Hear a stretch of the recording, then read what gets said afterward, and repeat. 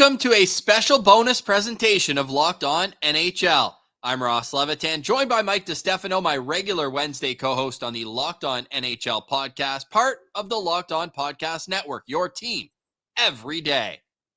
On today's special edition of the show, we'll lay out the single most interesting thing about each team in the Eastern Conference going into the 2023-24 NHL season, as outlined by the local hosts of the Locked On NHL Network. We've got impact players, dominant storylines, and what's at stake for all 16 teams in the East. And for the full rundown of the 5 things you need to know about every NHL team, be sure to watch the 2023-24 NHL season preview playlist on the Locked On NHL channel.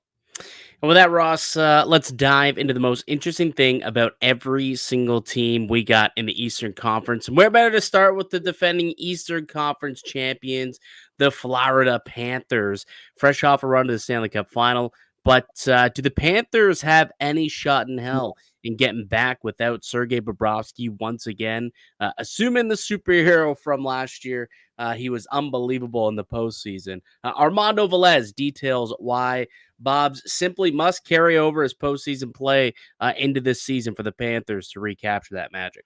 Who figures to be the most important player on the Panthers this season, and what makes them so critical to the team's success?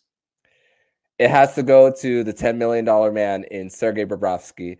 And listen, the Panthers, when they signed Sergei Bobrovsky on July 1 of 2019, there was a lot of questions on giving him that amount of money for the 7 years. But the Panthers are already halfway through that deal and this was the last 2 seasons for Sergei Bobrovsky had been his best. Franchise single season record in wins in a regular season with 39 in the President's Trophy winning season. Has a .901 save percentage in the regular season in 2023, but then really exploded through the postseason with a .915 save percentage. And that's where he had games where the Florida Panthers gave up 7 goals in Game 2 of the Stanley Cup Final, which Sergei Bobrovsky was pulled after the 4th one, and then 9 goals in Game 5 of the Stanley Cup Final as well. But really, really exploded throughout the 2nd and 3rd round to really be the leading front runner for the Florida Panthers in as far as Conn Smythe favorite through the first 3 rounds. But the question is that performance going to be the same going into this regular season? Alex Line is no longer in the mix for the Florida Panthers after he signed a deal with the Detroit Red Wings. Alex Line was a good reason why the Florida Panthers made this run to the postseason to begin with. And Spencer Knight is back from the Players Assistance Program. And Sergei Bobrovsky is a year away from his no-move clause becoming a 16-team no-trade clause as well for the Panthers. So this is a very important season for Sergei Bobrovsky as far as continuing to build on what he did in the Stanley Cup playoffs this past season. Thanks to Armando Velez. For more from him, you can Locked On Florida Panthers wherever you get your podcasts, including on YouTube. Now, with the Florida Panthers, interesting note, they were 2nd in the NHL last year for most goals by a defenseman. They had 53. Only the Carolina Hurricanes with 59 had more. So they get offense from their back end. But do you agree with Armando that they're going to need to help out Sergei Bobrovsky in their own zone just as much if they want to have a successful year? 1000%. You saw when that guy's cooking, that's a completely different hockey team, right? When he wasn't playing well, they weren't even in a playoff spot. It had to be the Lion King who came through and clutched late in the season for them. And then he found his game and obviously brought it all the way to the Cup Final. Obviously, Tkachuk is going to be a big part, but they're dealing with some injuries on the blue line too. So it'll be interesting to see if they can kind of weather the storm the first month or two until they get, I think, Montour and Ekblad both dealing with some injuries. So it should be interesting to see how this team can kind of get through the first couple of months for Florida. And that Stanley Cup hangover isn't always just the team that hoists it. Going through the rigors of 4 rounds can, leave a mark injury-wise on any team. How about the team that the Panthers started their miraculous run to the Stanley Cup Finals with? The Boston Bruins. They're coming off their best regular season and the best one the NHL's ever seen. But they also seem primed for regression after the departures of the now retired Patrice Bergeron and David Krejci. So what's Boston's plan to replace them down the middle? Ian McLaren of Locked On Bruins has more. So the storyline, I think, for me and others outside of Boston, we know that Patrice Bergeron retired after such a glorious career, and David Krejci soon followed after who's down the middle right now at training camp with the Bruins? Yeah, I mean, if you look at the Bruins in net and on defense, I would say they're still one of the better teams around the NHL. But if you look at them just in terms of center depth, you'd struggle to see them as a playoff team with Charlie Coyle and Pavel Zacha now penciled in as the top two centers. Those guys did play pretty well in those roles in games 1 through 4 against the Florida Panthers in the playoffs, but a really small sample size. And there's very real questions about whether those two guys can carry the load in the top 6 over an 82-game season, much less through a long playoff run. They brought in Morgan Geekie as well from Seattle, who's penciled in to play on the third line. Going to be relying on some younger guys maybe in the fourth line. I mean, best case, perhaps they're able to acquire a bona fide top 6 guy sometime before the trade deadline and bump Coyle back down to the third line or Zacha to the wing where they're perhaps a bit better suited. But yeah, that's going to be a huge question for the Bruins all season long. It's going to be interesting without Bergeron in the fold, Krejci to a little bit of a lesser extent, but certainly the lack of center depth that this team has always had is going to be a big time difference from the teams in the past decade and a half almost, when you look at how strong this club has been. So it'll be interesting to see how the Boston Bruins can rebound after their big time season. Sticking in the loaded Atlantic Division, my Toronto Maple Leafs broke through, finally won a series last year against the Tampa Bay Lightning, only to get wiped out by the Panthers in 5 in round 2. After a change in GM, Sheldon Keefe, he got an extension, but they decided to run it back with the boys on the ice. Here's my co-host of the Locked On Leafs podcast, Dave Morisuti, on whether or not it's conference finals, cup or bust. What's going on with Dave and the Leafs? Oh, really looking forward to seeing what they have for an encore after winning a round in the postseason. What's a successful season? I know if you ask just, Joe from Scarborough or, Matt from Markham, it's always the Stanley Cup. But is that a realistic goal this season for the Toronto Maple Leafs? I mean, they finally won a round. It's always going to get tougher to make it as far as you want to go. And the division's going to get tougher. The road to get there is going to be tougher. But this is a team that should have aspirations to at least reach the conference finals or the cup final. I feel like the problem in past years was it's always been the cup final rather than let's win one round at a time. So I think really you got yourself to round 2. Now you got to get yourself to round 3. That should be the focus, and then see if you can get further than that for this Leafs team. Some say walk before you can run.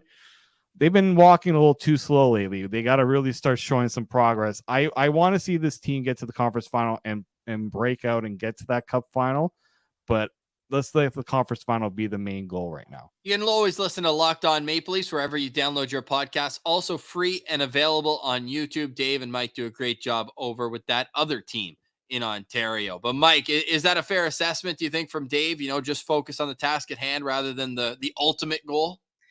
Well, that's what they say, right? In the locker room, take it one game at a time, one day at a time, a series at a time, and then hopefully the wins follow. And I think for sure, when you look at it big picture, though, it's a team that is in a window to win a Stanley Cup. So I think that's absolutely, when you're looking big picture, I think it is almost, let's get to ourselves in a long playoff run. Cup or bust is probably a good assessment of, how the Maple Leafs feel they need to do this year.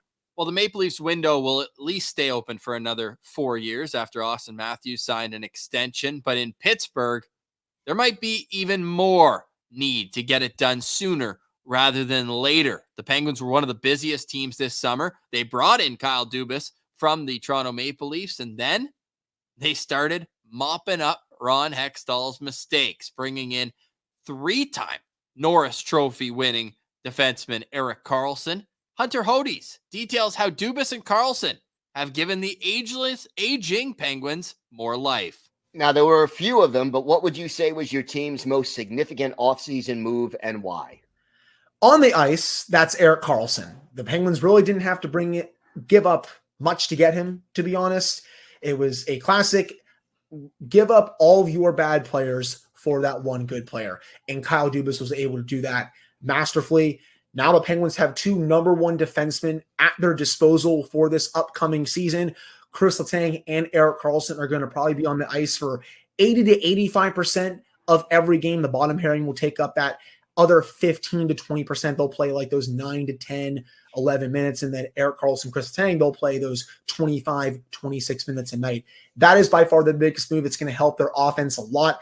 Yes, the top 6 is going to be counted on to score a lot of goals, but you can throw Karlsson in there too because he's going to drive quite a bit of offense when he is on the ice. Off the ice, that is Kyle Dubas, the new president of hockey operations and general manager. It's probably not new. He was hired back in June. We're recording this just before the season starts, so it's been a little over 3 to 4 months at this point since he was brought in, and he has changed the Penguins up in so many ways on and off the ice. He's built a very robust front office. He's made a lot of moves to the bottom 6, defense, brought back Tristan Jarry, all this good stuff, and he is shaping this team in his image. And I think right now this team is better heading into the season than it was last season. Those were the 2 big moves. And that's the Pittsburgh Penguins, man. Mikey, it's going to be probably one of the most fascinating teams to watch in the NHL this season.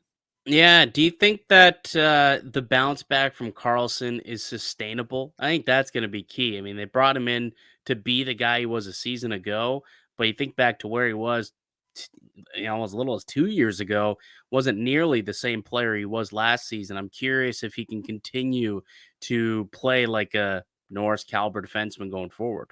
My biggest question mark there is we've seen this once before. When he got to San Jose, Brent Burns was the no doubt number 1 offensive defenseman, and it didn't seem to jive. It's not a coincidence, in my opinion, that Karlsson's best year offensively was after Brent Burns had moved on to Carolina. So now with Chris Letang, it almost feels like you've got 2 similar defensemen. I just want to know how it works. I usually prefer to have maybe a little more of a yin-yang where you have the offensive guy, the defensive guy as your top 2, but it'll be interesting to see how it works with these 2 being pretty much a carbon copy of one another stylistically. Yeah, absolutely. I think I probably would give the nod to Karlsson. Letang's dealt with a lot of injuries of late and health issues. That's maybe seen his game take a bit of a dip. So I think that's another reason why they want to bring in EK65, hopefully to shore up that blue line. We'll be locked on to Pittsburgh Penguins all season long. You can too by subscribing wherever you download your podcast and on YouTube. From teams that are aging with their window championships, maybe smidging a little bit closer, we've got 2 teams and more coming up who are just starting to step in to theirs. The New Jersey Devils, the Buffalo Sabres, and more next. You're listening to Locked On NHL. Indeed is sponsoring the Locked On NHL channel. What is Indeed? Indeed is the hiring platform where you can attract, interview, and hire all in one place. Don't spend hours on multiple job sites looking for candidates with the right skills. You can do it all with Indeed. Find top talent fast with Indeed's suite of powerful hiring tools like Indeed Instant Match, assessments, and virtual interviews. If you hate waiting, well, Indeed understands. Their U.S. data shows that over 80% of Indeed employees find quality candidates whose resumes on Indeed matches their job description the moment they sponsor a job post. With Instant Match, as soon as you sponsor it, you'll get a short list of quality candidates whose resumes on Indeed match your job description, and you can invite them to apply right away. Indeed does the hard work for you. Sponsor a job, and boom, Instant Match shows you candidates whose resumes on Indeed fit your job description immediately after you post. So join the over 3 million businesses worldwide that use Indeed to hire great talent fast. Indeed knows when you're growing your own business, you have to make every dollar count. Indeed also knows that finding people with the right skills makes all the difference when you're hiring a team of one. Indeed knows that hiring needs to be cost effective, and you're running your own business. You know that you need to do everything for your company. So visit Indeed.com/locked-on to start hiring now. Go to Indeed.com/locked-on. Indeed.com/locked-on. Terms and conditions apply. Cost per application pricing not available for everyone. Need to hire? You need Indeed. Welcome back to the Locked On NHL podcast, the season preview edition. And what better way to come out of break than with one of the most exciting offensive teams in the National Hockey League. It's the New Jersey Devils, who took a quantum leap last year from outside of the playoff picture to outside of the second round, getting past their Hudson River rivals in the New York Rangers. Their summer included a savvy trade with the Calgary Flames to bring in Tyler Toffoli and a long-term deal for deadline acquisition Timo Meier. For Trey Matthews of Locked On Devils, the time for the Devils to ascend to true contender status is right now. Trey, what's the biggest storyline surrounding the Devils as we get ready for the new season? I'd say the biggest storyline for them is to try to build on their already successful 2022-2023 season, because that was a historic year for them in which they broke the franchise record for most wins, and they had a successful playoff run. They got up past the first round against the New York Rangers, but now can they repeat it? Obviously, it's hard to top a historic season, but can they maintain the consistency of now being a playoff caliber roster, because they're no longer the underdogs. They are fully expected to go back to the playoffs and try to continue to do what they did from last season. So I'd say the biggest storyline is just, can they remain that consistent and try to rack up the wins and see themselves back into the Stanley Cup playoffs? And this time, can they actually be legitimate Stanley Cup contenders? I mean, I think that the East runs through New Jersey this year, Ross, and I have been a believer of this team for a couple of seasons now. Last year, they finally made that jump, and I think this year they're serious Stanley Cup contenders. I think they're like almost nearly undefeated at this point through the preseason, so they're getting off to quite the hot start. Can the goaltending keep up, though? I think that is one of the things that a lot of people are going to be curious about. Speaking of goaltending, it's also a big question mark for the next team that we're going to discuss, and that is the Buffalo Sabres. Last time they made an appearance in the Stanley Cup playoffs was 2011. That's the longest streak in the NHL and tied for the longest postseason drought in major men's pro sports, with the New York Jets, who very, very tortured fan base. Is this the year for Buffalo? For Joe DiBiase, the Locked On Sabres? It better be. What was the biggest storyline surrounding the Sabres during this season right now as we get ready? So going into it, I mean, really the biggest storyline is, can they end the NHL's longest playoff drought in history? And I think they really fired up those expectations yesterday. I think fans loved hearing Kevin Adams, the general manager, Don Granato, the head coach, and Kyle Okposo, the captain, as they opened training camp, all openly talk about how it is time to make the playoffs, that they are not running from expectations. They are not afraid to say the words playoffs this year. I think that shows that they are secure, by the way, in their jobs and where they are as a franchise. They feel confident enough to talk about it. But that really is the story, is, okay, you've had some nice development, but now it's time for results. That show to be Assy, Locked On Buffalo Sabres. You can get that wherever you get your podcasts. It's all going to come to Devin Levi in goal. 21 years old. The most wins by a goalie under 22, 30-ish. I believe it was Matt Murray back in 2016-17. And he already had a Stanley Cup ring by the time he played his rookie regular season in the National Hockey League. I love the prospect. I think Levi is going to have a fantastic NHL career. But to me, the Buffalo Sabres, with the stacked prospect pool that they have, really missed by not going out there and getting, at least on a short-term deal, a legit number one option in goal. Yeah, and there's still time to do it, right? If they really are serious about ending that playoff drought, like Joe said, maybe you do put a phone call into the Winnipeg Jets and try and, get Connor Hellebuck out of there and get yourself that true number one goaltender. It'll be interesting to see if they do make a move between the pipes at some point this season. They had Craig Anderson last year as kind of a stopgap. I think they need Ukko-Pekka Luukkonen to take a huge step if they are going to get in to the contender status. Because it's one thing to end this playoff drought. It's another thing to be a true contender like the next team we have on the docket, the New York Rangers. Mike, we've spent a lot of time last season. We're going to again this year talking about the New York Rangers, because when you have arguably the best goalie in the National Hockey League, a Hart Trophy finalist, not this year, but last, and a guy who is a perennial Vezina candidate in Igor Shesterkin, you're going to be at the top of the standings. That's been the case for the New York Rangers, but they haven't been able to get it out of the postseason this last year after a conference finals run 2 years ago. They bowed out to the New Jersey Devils, and it got Gerard Gallant fired. Can Peter Laviolette, a no stranger to the back of an NHL bench, get a talented Rangers team back among the East upper crest contenders? John Chick lays out the case for that, why that might just happen. What do you think is the biggest story surrounding the Rangers as we head into training camp and the season ahead? Yeah, to me, there's two, and they're kind of connected, and I'll explain how momentarily here. But I think the first one of those two is, obviously a new coach in Peter Laviolette. The Rangers 2 years ago had that awesome run under Gerard Gallant, and then obviously a very, very disappointing and premature end of their season this past year. They bring in Peter Laviolette, who's kind of a fiery, no-nonsense coach, and they're trusting him to get them to that next level. And I think the other thing, and this, again, kind of goes hand in hand with the hiring of Laviolette, is trying to get those young players, specifically Kakko and Lafreniere, even Philip Hedl to a lesser extent. Hedl had a mini breakout season, but I think there's more in the tank for him as well. And just going to be an interesting situation. Will all or some of those guys play in the top six? Will they be a part of the power play? If they're not in the top power play unit, will they get more time on the ice on the second power play unit?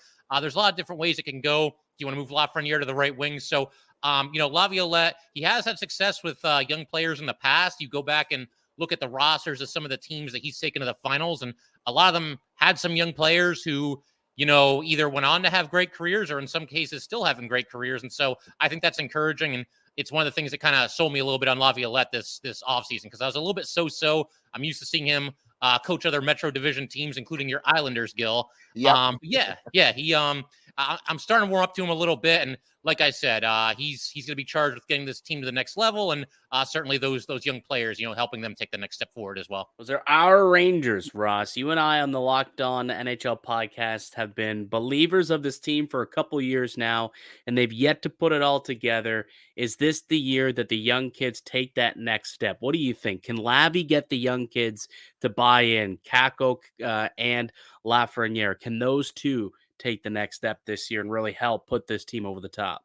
That's the X factors for me, because you know what you're going to get in goal. You have a number one defenseman in Adam Fox. Andre Miller's proving to be every bit as good of the top pair defenseman. But what kind of secondary offensive attack can they get behind the top line of Mika Zibanejad, Artemi Panarin, and, well, whether it's Chris Kreider, or we could see Blake Wheeler play a big role in the team as well. Yeah. $800,000, and I am expecting over 50 points from Blake Wheeler. But yeah, for this team to reach the level it wants to, being a cup contender, Alexis Lafreniere needs to take the next step in his career. 39 points, a career high, mind you, last season, but 0 points in 7 playoff games. Now, if I gave you an over-under really quickly on Laffy's season, and I tell you, so last year, career high, 39 points in 81 games.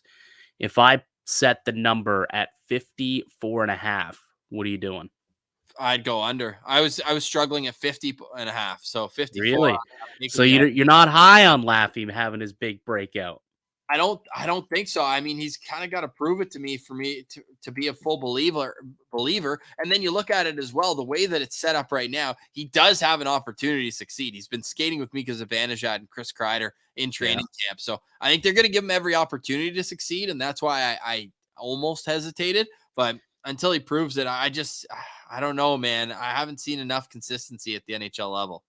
Well, from a team that hasn't been able to get it done over the last few years to a team that has in the Tampa Bay Lightning, it's been a different preseason for them, though. Some may say they've been the losers of preseason so far. In the East, you've got Steven Stamkos talking about the weirdness going on with his future in doubt in Tampa Bay, hasn't gotten a contract extension. Andrei Vasilevsky's out for the first couple of months of the regular season. Here's what Locked On Lightning's Adam Denker makes of the significant injury for a team whose window might be starting to close here. Adam, what's the biggest storyline surrounding the Lightning entering this season?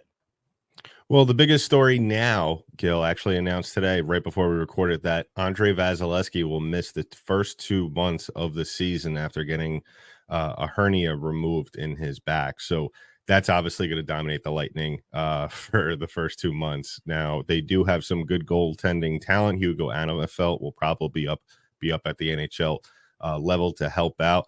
But yeah, Vasilevsky missing out on the first 2 months. That's going to be an interesting test for the Tampa Bay Lightning, trying to get back to the Stanley Cup Final. Ooh, that's a tough one because they've had so much success recently, but I don't know how they're going to battle through. I appreciate his optimism about what's left in the goaltending pipeline in Tampa. I don't see it that way. I think if Tampa wants to be serious, they need to get a goalie before the regular season.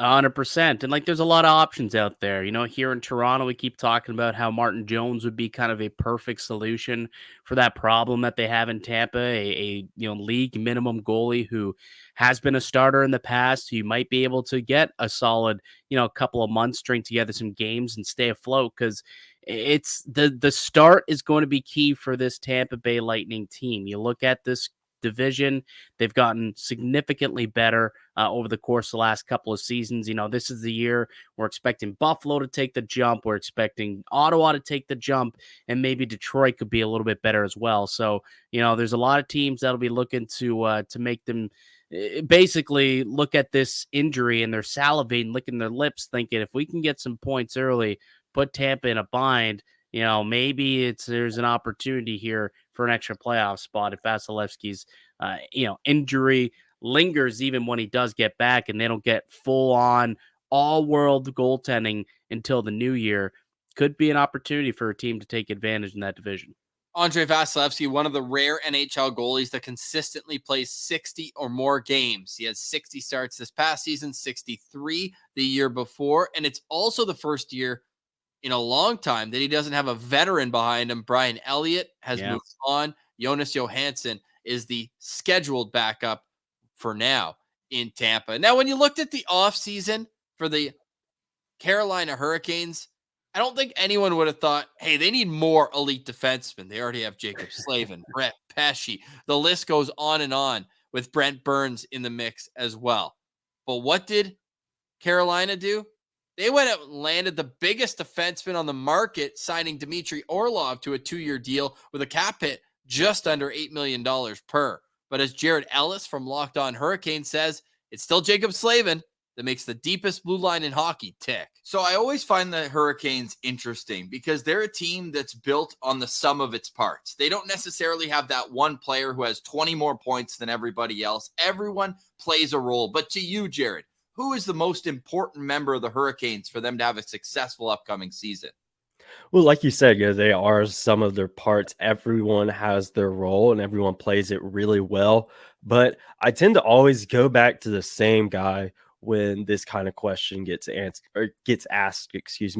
And I got to say Jacob Slavin, because he is the best defensive defenseman in the NHL. He does not get a lot of recognition. He's not a super flashy player. He doesn't put up a bunch of points. But what he does defensively to stop the opposing team is absolutely unreal. And whenever he's out, whether it be injury or whatever, it is extremely, extremely noticeable. Holes that he tends to cover up or mistakes that he covers up, they get brought to the forefront because he plays such a big role on this team. Jacob Slavin, one of the best defensemen in the National Hockey League. You could argue the top shutdown defenseman in all of the NHL. And certainly he's been a big part of that blue line and a big part of, why Rod the Bot has had this team, in the playoffs for so many years and consistently being one of the cup contenders. You think this could be the year, though, for the Carolina Hurricanes? I feel like every year you could say that the last few. So they were much like the Toronto Maple Leafs in terms of getting over a hump. They hadn't got out of the second round. They battled that demon, and then they can't get past the Florida Panthers. Rod Brindamore will be quick to tell you they did not get swept. They only lost in 4 games. But wasn't a sweep. If you watched the game, wasn't a sweep. Call it what you want. I'll call it a sweep. And now they have to figure out what was holding them back. I think they just ran into the wrong team at the wrong time. I think if they run it back, they have every good of a chance as anyone else. And FanDuel, our friends over at FanDuel Sportsbook would agree. They're the NHL's favorite to win the Stanley Cup going into the season. There you go. And they added Michael Bunting. So that's the missing element, potentially. Seemed like for a long time, the missing element in Ottawa was an owner that wanted to invest in the team. But now along with an exciting forward group, a full season of Jacob Chikrin, and brand new starting goalie Joonas Korpisalo wearing the greatest goalie mask in Sens history, Brandon Pillar details that it's actually Michael Andlauer that has Sens fans feeling hopeful for the future. What is the biggest storyline surrounding the Ottawa Senators this season? Well, Seth, for me, the biggest storyline surrounding the Ottawa Senators this season is new ownership. Like in the NHL, new ownership doesn't come around very often. The Senators sold for $950 million to Michael Andlauer, the biggest NHL team sale ever recorded. That surprised everyone. And Michael Andlauer comes in here with pedigree and the hope that this franchise will finally have some stability as far as ownership goes. He has a championship in the OHL with the Hamilton Bulldogs. He was a minority owner with the Montreal Canadiens. He said he's glad, or his wife said she's glad to get rid of all his Habs stuff, and Sens fans were glad to hear that too. He's officially an Ottawa Senators fan and owner. And just in his press conference, he hit on a lot of the right stuff. The new arena is going to be focused on the fans. He's going to be focused on bringing stability to the ice. And he's already added in some additions to this front office, bringing in the analytics team, bringing back a lot of people that have had success in the Ottawa Senators organization as far as management and executives go. So really, this is the beginning of a new era for Ottawa Senators fans, as we're hoping that with a new owner with clear goals on bringing a better team on the ice and engaging fans more will bring much more stability and make this team fun to root for again. And since that was recorded, they've expanded the front office even further, hiring Steve Staios as president of hockey operations. Staios got his start in management after an NHL career that spanned over 1,000 games with your Toronto Maple Leafs, Mikey. And it's always seemed like his name in the last couple of years was coming up as one of those next guys who was going to take a step. Yeah, the big thing with this team, as you very well know, covering this team on a daily basis, is the first 6 weeks are going to be so important for this club. You look at the last 3 years, they dug themselves way too deep of a hole to climb out of it. This year, they can't afford to do the same, because with new ownership comes definitely new expectations. And if things don't go well in the first 6 to 8 weeks of the season, I'd imagine there could be some changes afoot, Ross. Yeah, and it seems right now that Pierre Dorion is taking on the day-to-day operations. Staios said in his most recent media availability that he's just kind of watching, right? It's almost like, hey, here's the rope. Like, do what you want with it. It's your decision right now. And there's two major ones that are going to happen soon. Shane Pinto is one of only a couple RFAs still unsigned. And what makes that even more peculiar as a 21-year-old that's scored 20 goals, 35 points last year as a rookie, is he had to play in the top 6 last year because Josh Norris missed a whole year due to injury after a 35-goal season that earned him a huge payday. But he hasn't played in the preseason yet because he aggravated that beforehand. So now you could be without your second and third line center going into the season. That would be a huge question mark for me as a team that needs to get out to a hot start. Certainly would. And really quick, for those who are longtime listeners of the podcast, can we get an update on the Pinto Caulfield goal ticker? Yeah, it's actually probably not as lopsided as many would think, because Caulfield can't play a full season. So it's very interesting to track that. And I believe the tweet said more complete player. And if we want to look, I think it's pretty chilly up in Caulfield's neck of the woods. But no, all that to say, it is something that I'll stand by. I think Shane Pinto's a heck of a player. Those two played on the same team once, and that was at the World Juniors, where Shane Pinto was named the best forward at the tournament, and they were 1-2 in Hobie Baker voting, where Caulfield got the edge on him there. So anything to spark the Sens-Habs rivalry, I'm all for it. And that's just one way that I like to do that. Otherwise, showing them who went third and who went fourth in 2018 with Jesperi Kotkaniemi going 1 pick before Brady Tkachuk. But enough of the rivalry, discourse. I feel like we do still have to get in to the Montreal Canadiens. We have to get in to the Capitals, the Detroit Red Wings, who took Alex DeBrincat off the Senators' hands this offseason. That's all next. You're listening to a bonus season preview edition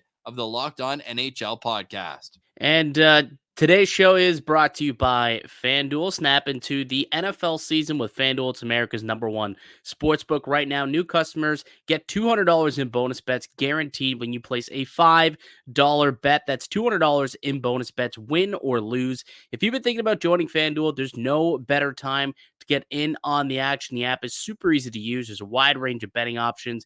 You can bet on the spreads, player props, over-unders, and more. And with the NHL season just around the corner, you can obviously bet on that as well. So visit FanDuel.com/lockedon and kick off the NFL season and the NHL season. Heck, the NBA season. You got the MLB playoffs as well. FanDuel, official partner of the Locked On Network and the NFL. Welcome back to the Locked On NHL podcast bonus season preview edition, where we're hearing from all local experts on the biggest stories surrounding every team in the Eastern Conference. A reminder that you can like and subscribe to any of the Locked On NHL YouTube channels Monday to Friday, 5 days a week. We got you covered on each and every team and each and every historical milestone. And at this point, it feels like the Washington Capitals mostly exist to just help Alex Ovechkin beat Wayne Gretzky's all-time goals record.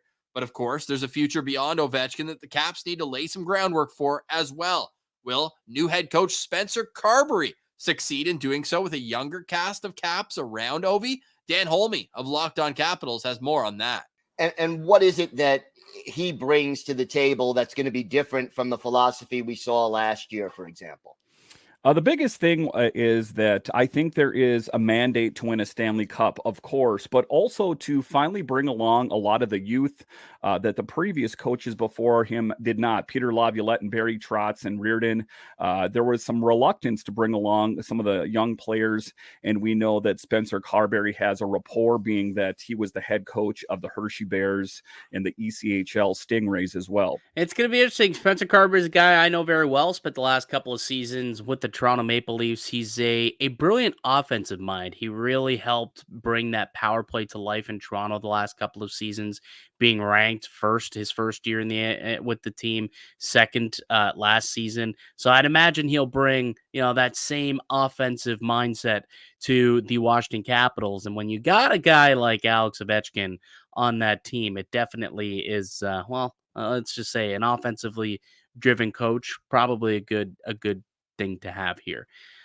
72 goals, by the way, separate Alex Ovechkin, who is second on the NHL's all-time list, with Wayne Gretzky. 72 goals. I say he does it.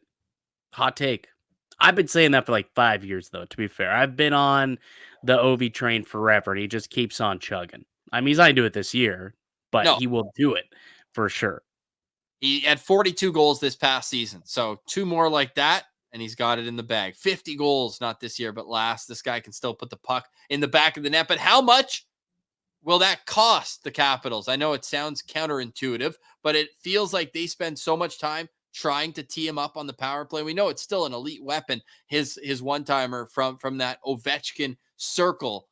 But I feel like it's one of those things where everybody knows it's coming, and now 10 years in, they're 15 years in, 18 years in, they're starting to be able to stop it. Still can't stop it. Still can't stop it, though. Speaking of can't stop, you can't stop Alex DeBrincat running off about your beloved Ottawa Senators. He was one of the biggest names on the move this summer, with the Red Wings landing the former 40-goal scorer from the Ottawa Senators, a move that seemed to signal it was go time for the Red Wings. They'll look to kind of get out of this long rebuild and try and be one of those teams to make the playoffs. DeBrincat should help on that end. But for Brian Fisher, it's former Calder winner Mo Seider who holds the keys to unlocking the Yzerplan's grand vision for the Red Wings. Who figures to be the most important player on the Red Wings this year, and what makes him so crucial to the team's success? So there are, again, I'm going to cheat a little bit. Obviously, again, Alex DeBrincat, because again, like I said, goal scoring was a huge thing. If you can get between 35 to 40 goals, then it's going to be a huge success for the Detroit Red Wings. You lost Dominic Kubalik in that trade. So that's 20 goals that he had last year that, Alex DeBrincat's going to need to step up and then replicate as well. But if I'm going to go defensive side of things, I would say Moritz Seider too, because he is the backbone of the defensive core right now. You need him, as great as he was in his rookie year, struggled a little bit early in his sophomore season before figuring it out and being great again in the second half of to the 2022 season, he needs to take another step forward in his development. He needs to become, not that he isn't already, but he needs to consistently become that number one defenseman. And I would almost argue a star defenseman in this league. There's not a lot of really good two-way defensemen left in the NHL anymore. A lot of the NHL defensemen that get a lot of the hype are like your Cale Makars and your Adam Foxes, guys who put up a lot of points. Rasmus Dahlin, again, to go back to the Buffalo Sabres. But Moritz Seider can do it both. You know, in his rookie season, he put up 50 points. If he can put up north of 50 points, but also be this stellar defenseman in the back end like he has been the last 2 years, then, I mean, that's a win. So that's why I think, to answer the question, as much as Alex DeBrincat is a need on the offense, Moritz Seider becoming the star defenseman this team so desperately needs is also a huge need as well. I'm a huge fan of Moritz Seider. I think he's going to take another step forward. It feels like they finally found a proper pairing for him with Jake Wallman on the other side. That typical, more stay at home, and a guy who can just kind of, allow Seider to think a little bit more freely than, say, when he's playing with Ben Sherratt. Yeah, and they picked up a couple other blue liners too. Jeff Petrie, Justin Hall, Shane Gostisbehere. I always forget that he signed there this offseason. So they kind of revamped that blue line with some veterans, which is an interesting thing to see this young team doing. And we'll see if it works and pays off for the Red Wings. Yeah, it'll be really interesting, but I think we mentioned it going in. Like, this team's going to hinge on what kind of offensive production they can get, not only from Alex DeBrincat, but is Dylan Larkin an elite number one center in the league, or is he a very good number one center? Because I think very good. I'll answer that question for you. Very good. I think somebody who's wearing a Dylan Larkin jersey could say he's never had an opportunity to play with that elite talent that now he's going to get the chance to do with DeBrincat. So I'm curious to see what the ceiling is. I've been, the ire of Red Wings Twitter a lot this offseason, having a little fun with the Alex DeBrincat, because I even heard you say it in the intro, Mikey, former 40 goal scorer. I mean, I only saw him score 27, and in 35 losses, 1 goal.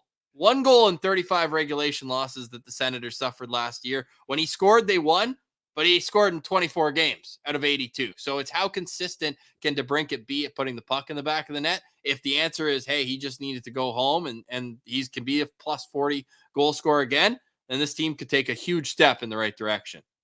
That might not be a good step for your Sens then. I mean, well, it's also he's now going to score 0 goals for them this year. Could be some losses. But anyways, you certainly can't call the Columbus Blue Jackets a boring team, though.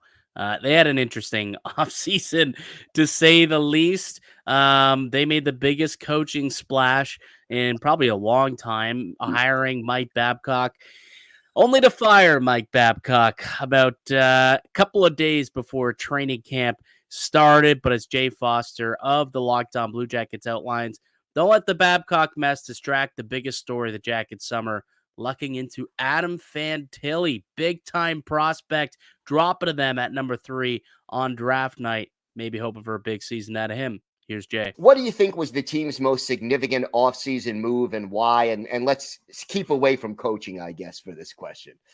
Yeah, I actually, I don't think that the coaching has kind of been the biggest impact.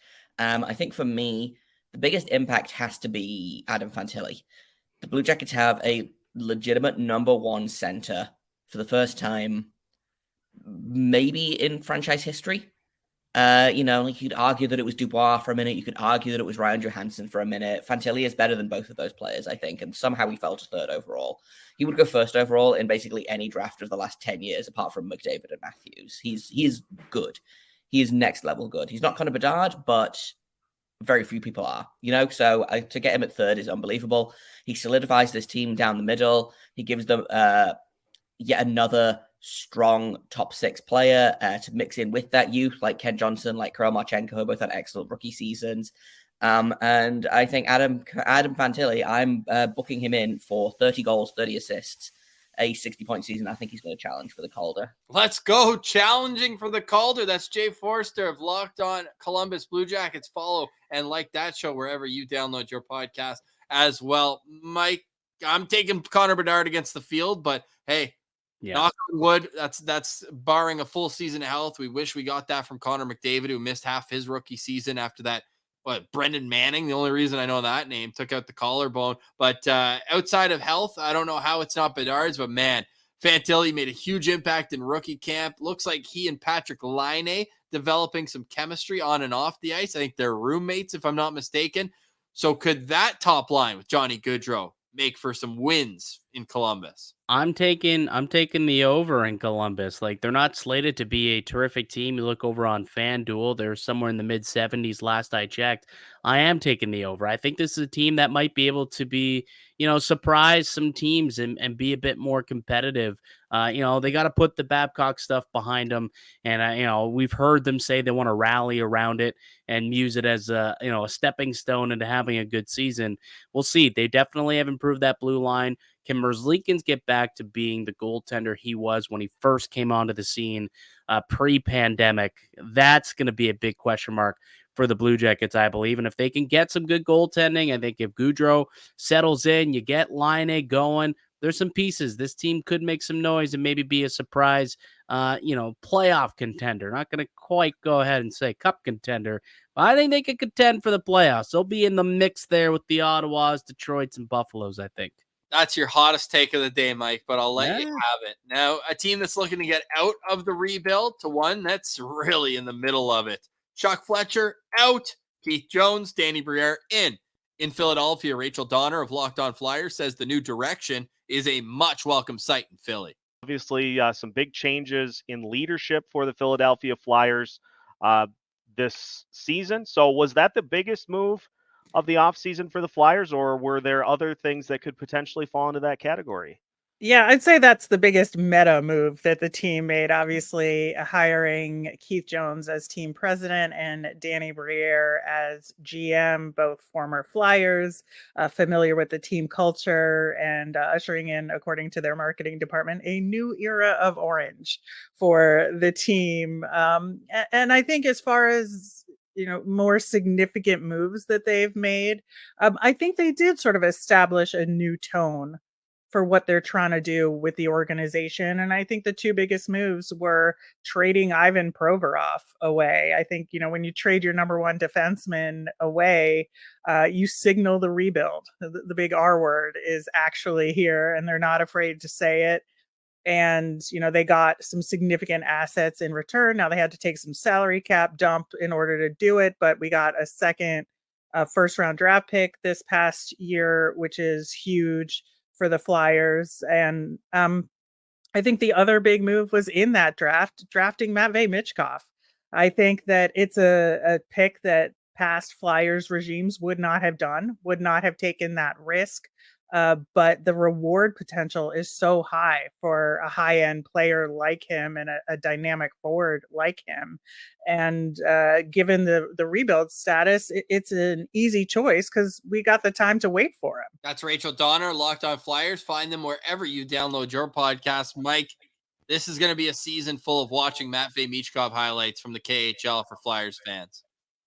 Probably, I would say that'll be something that would be one of their things that they should be looking forward to the most. I'm just looking, 8 games so far this year, 10 points already through 8 games. He's with Sochi now. So hey, kudos to Matvei Michkov. Hopefully he can turn out a pretty good season for them. But this is not going to be a fun season for Flyers fans. And I know they've got an entertaining head coach who he's not going to tank. He's going to try and win every single game in John Tortorella. But this just is not a roster that's going to compete most nights. They're getting Couturier, should be returning from his injury, missed all of last season. I think there should possibly be some guys like Joel Farabee, Frost, Tippett, who could take, another bit of a next step here. But ultimately, yeah, this is just going to be it's a start of a rebuild. New management. Probably going to see some other guys leave. Scott Lawton, maybe. Travis Konechny could be on the trade block at some point. Sanheim. So it's going to be a down year for most Flyers fans, I'd assume. Yeah, it certainly will. And a lot of Habs fans wanted to take Matvei Michkov at 5th overall. They end up taking David Reinbacher. Michkov goes 7th to the Philadelphia Flyers. But the Habs made what I believe is a wise decision, sending Reinbacher back to Switzerland for another year, not rushing their star defensive prospect. And that to me symbolizes that the rebuild is still well in its depths. They're still in the draft and development stage. No surprise there. The first team in NHL history to finish 32nd overall in the Seattle Kraken's first season. They took a mini step forward, but with Slavkovsky, their first overall pick in 2022, missing much of the year with injury, they're hoping for a full season of health from him and many others, as the Habs were near, if not at the top of the NHL in man games lost after last season. Scott Matla of Locked On Canadiens says a veteran D-man will have an outsized importance for a team looking to make small steps forward this season. Who figures to be the most important player on the Canadiens this season, and what makes him so crucial to the team's success? I know people are going to expect me to say Nick Suzuki here. He's the captain. He's the leading point getter. He makes that engine run. And other people might expect me to say Cole Caulfield because he is the star scoring winger. And to those people, I would say, yes, you are both correct. I'm going to go off board and I'm going to say the most important player to the team this season is going to be defenseman Mike Matheson. When he was in the lineup last year, the offense ran smoother. Breakouts were smoother. Defensive zone coverage was smoother. The puck moved better there. He makes that defense click and he gets that offense started. If he is healthy and in the lineup for hopefully this entire season this year, I think you're going to see a lot more polish on the Canadian side of things there. And you're going to see points rise all across the team because he is able to start so many plays with the puck on his stick in his own end of the ice. Who better to comment on the Montreal Canadiens than the hosts of Locked On Senators and Locked On Toronto Maple Leafs? But honestly, what would be a successful season for the Habs, you think? Well, healthy. I think if they can all stay healthy, Cole Caulfield especially, get through a full 82 or 80 at the very least, pot himself 40, 45 goals. I think Yuri Slavkovsky, getting a full season out of him, can he take some positive steps after going number one overall a year ago? I think those two players, you just want to see them continue to progress. That would probably be it for me. Can some of those young blue liners also kind of start to take those next steps? There's high praise for, Caden Gooley apparently looking pretty good in camp. Can he continue it on to the season? Arbor Jackeye, saw him playing the other day against the Maple Leafs. I know he's mostly known for punching dudes in the face, but he's actually a decent defenseman. He's got some weirdly has some offensive instincts in him as well, jumping up into some rushes and getting some shots off. So I think it's going to be a year of some of these young guys hopefully progressing. That's what they want out of this Marty St. Louis led team. And lastly, we come to maybe the quietest team in the East over the course of the offseason, and really, it's the Lou Lamoriello cone of silence. It's the New York Islanders. Gil Martin details the challenge for a roster that's already been assembled by Lou. Do more with the same. Let's start with the biggest storyline surrounding the New York Islanders heading into this season. I think the biggest storyline is that the cast is the same, and now it's a question of whether or not the same group of players can get better results. Now, the Islanders themselves, the players, the organization, they're saying, well, it's not exactly the same. We had Bo Horvat only for February till the end of the year. Pierre Engvall, we only had from the trade deadline to the end of the year. Now we've got these guys for a full season. Matthew Barzal is healthy again. So they're sort of playing it up that way. But essentially, Lou Lamoriello is bringing back the same cast and hoping for a better result. I don't think they're going to see it, Rossi. I just don't see it happening. Great goalie, great goaltending who can steal some games for them. If they do make the playoffs, it's on the back of Ilya Sorokin, but there's just not enough goals to be found in this lineup, in my opinion.